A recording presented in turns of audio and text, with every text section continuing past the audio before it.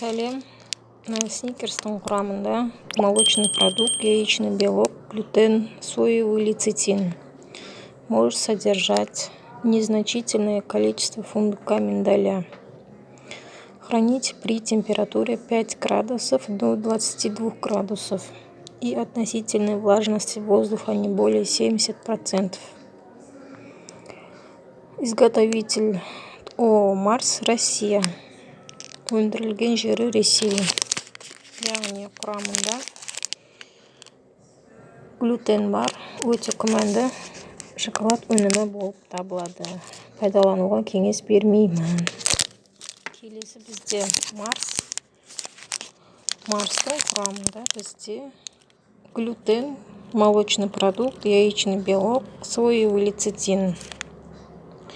Производство Ульяновская область, Чердалинский район, Российской Федерация. Құрамында яғни глютен бар, өте күмәнді. Балаларға беруге кеңес бермеймін және өздеріңіз де қолданбаңыздар.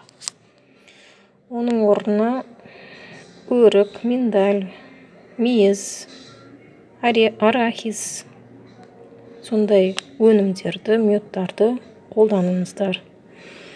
Дендеріңізге саулық тіледім.